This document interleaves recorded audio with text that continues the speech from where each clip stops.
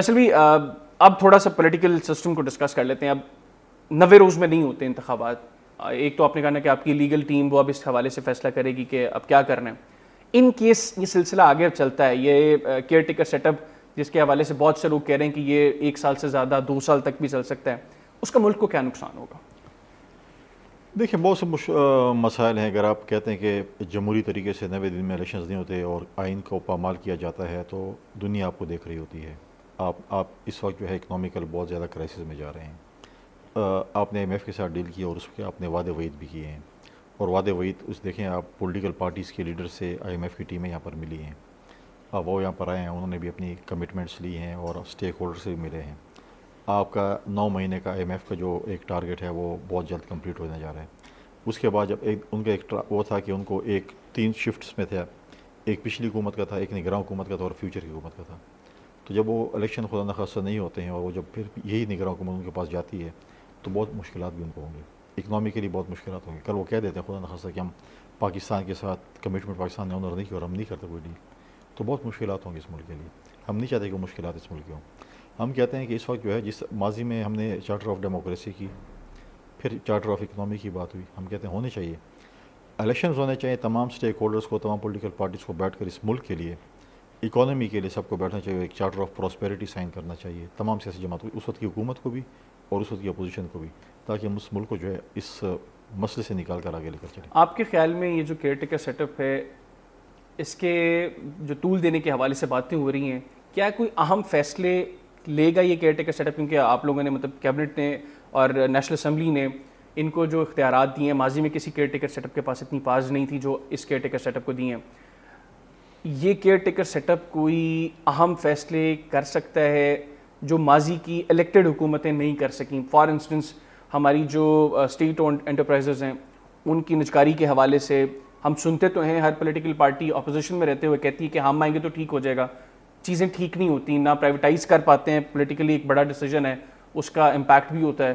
تو یہ اس حوالے سے آپ کو لگتا ہے کہ کوئی بڑے فیصلے کریں گے یا کروائے جائیں گے ان سے؟ مجھے نہیں لگتا کہ ایسی چیز بڑا شارٹ ٹائم ہے اور ایسی چیزیں ہوں گی. اور آپ نے نجکاری کے حوالے سے بات کی تو پاکستان پیپلز پارٹی نے نجکاری کی ہمیشہ مخالفت کی ہے, اور اس میں یہ چیزیں بھی ہے. دیکھیں جب آپ نجکاری کرتے ہیں آپ لوگوں کو بے روزگار کرتے ہیں, اور ہم نے ہمیشہ یہ دیکھا جب بھی ہم حکومت میں آتے ہیں ہمارے ایک کمیٹی بنتی ہے جو کہ جن لوگوں کے ساتھ زیادتی ہوئی ہوتی ہے, جن فیملیز کے ساتھ زیادتی ہوتی ہے, جن کے چولہے ٹھنڈے کیے گئے ہوتے ہیں مختلف حکومتوں میں, ان کو ہم دوبارہ بحال کر رہے ہوتے ہیں.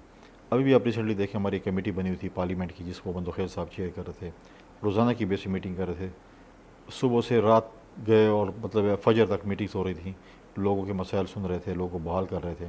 تو ہم نہیں چاہتے کہ لوگوں کے چولہے ٹھنڈے ہوں اس مشکل حالات میں, اس اکنامیکل کرائسس میں.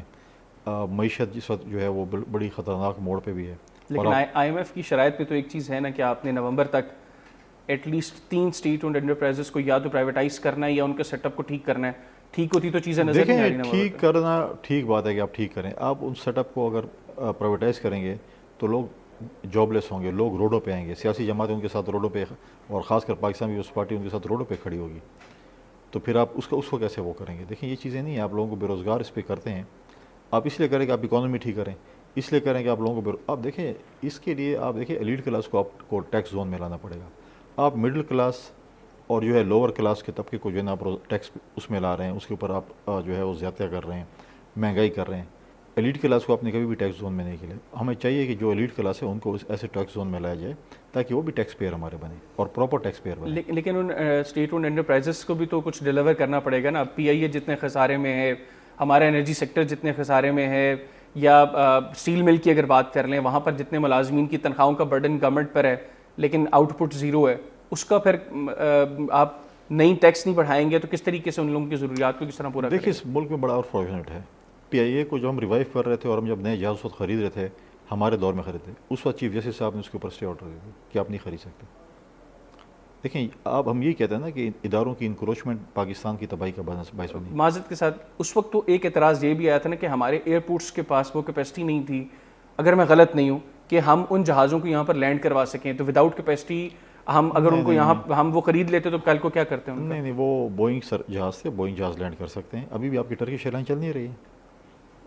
دیکھیں چیزیں اس وقت جو ہے اس نے جو ہے وہ اسٹے آرڈر دے دی کہ آپ نہیں کر سکتے. اس وقت اگر آپ جہاز خرید لیتے اس وقت ڈالر کی قیمت اتنی زیادہ نہیں تھی جتنی آج ہے.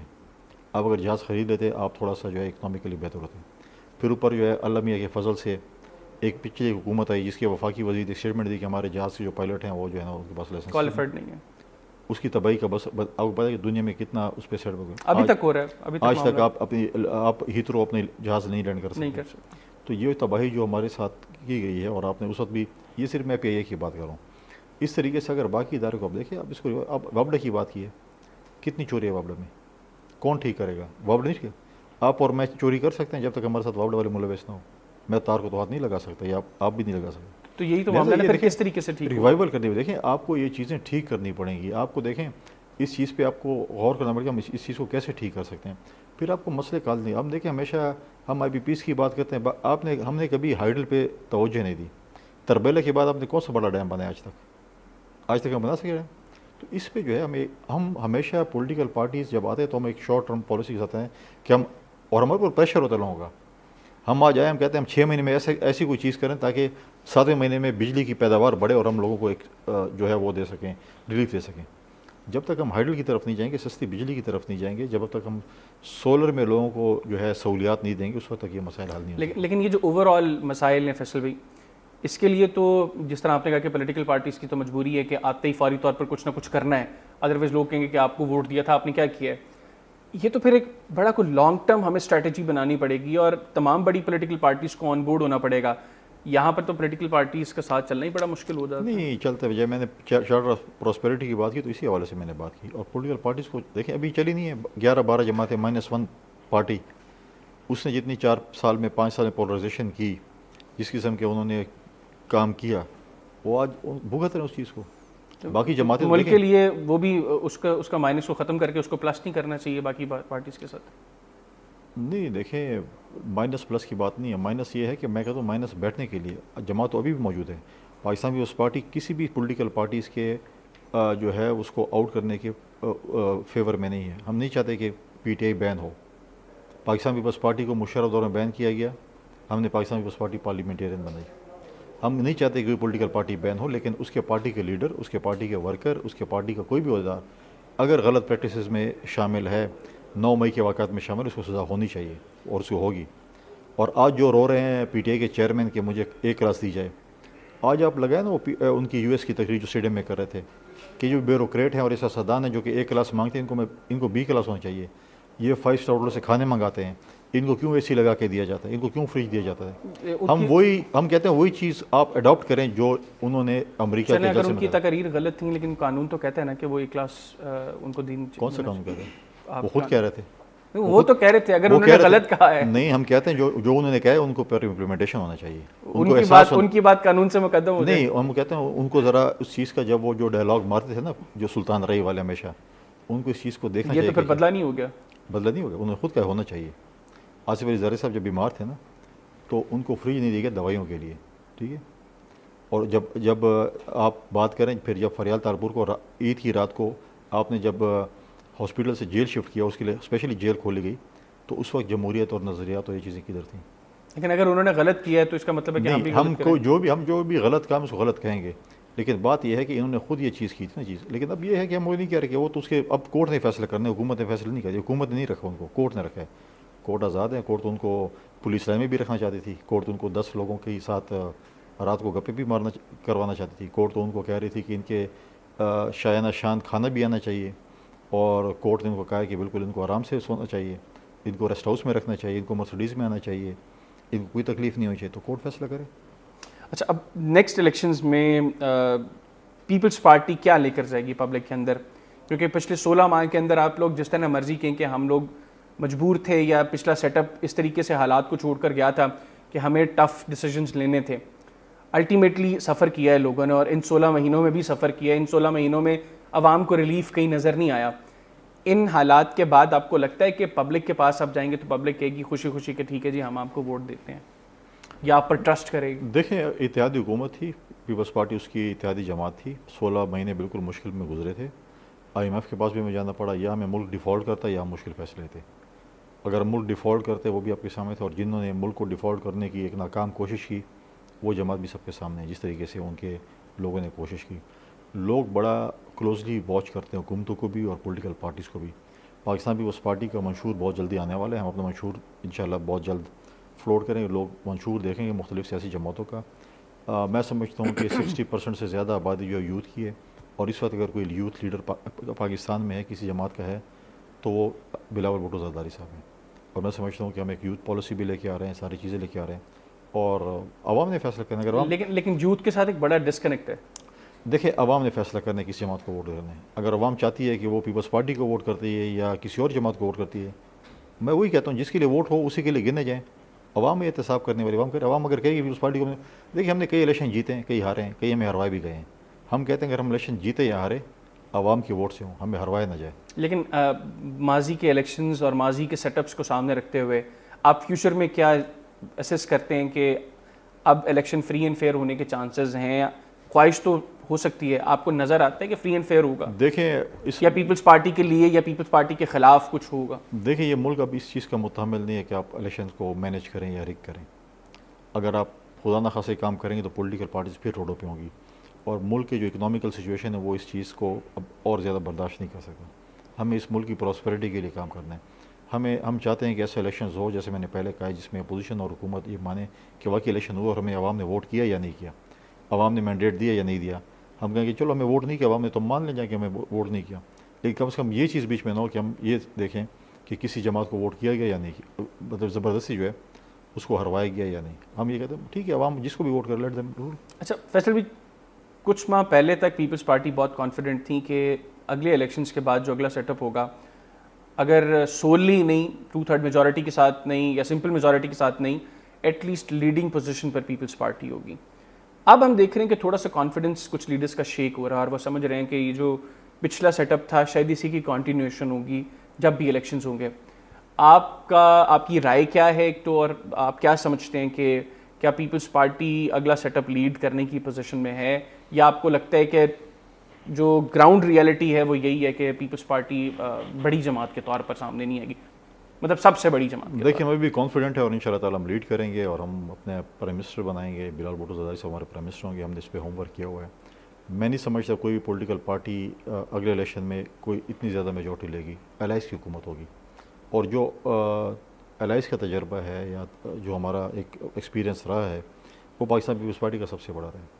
ہم پچھلے اس میں بھی جب دیکھیں پی ایم ایل این کے نمبر زیادہ عدم اعتماد کر رہے تھے, ہم نے پی ایم ایل این سے کہا کہ آپ اپنا وزیر اعظم لائیں کیونکہ آپ کے نمبر زیادہ اور آپ کا حق بنتا ہے. اور میجورٹی جب اتحادی جماعتیں آ رہی تھیں وہ گارنٹر کس کو چاہ رہی تھیں کہ آصف علی زرداری صاحب ہماری گارنٹر بنے, وہ بنے گارنٹر تو ہم ووٹ کریں گے. لہٰذا ان شاء اللہ تعالیٰ جب ہمارے اگلا الیکشن ہوگا, جب ہم نے ہوم ورک کیا ہوئے, ہمارے نمبر اگر زیادہ ہوں گے, ہمارے پاس اتحادی جماعتیں زیادہ ہوں گی, نمبر کی ہمارا زیادہ ہوگا, تو ہمارا جمہوری حق بنتا ہے کہ ہم باقی جماعتوں سے بولیں کہ ہم لیڈ کریں اور آپ ہمیں فالو کریں. اچھا, کچھ لوگوں کا خیال ہے کہ پاکستان پیپلز پارٹی کا جو ہوم ورک تھا, ایک وہ بلوچستان میں تھا زیادہ, دوسرا پنجاب میں, ساؤتھ پنجاب میں پیپلز پارٹی نے زیادہ کام کیا.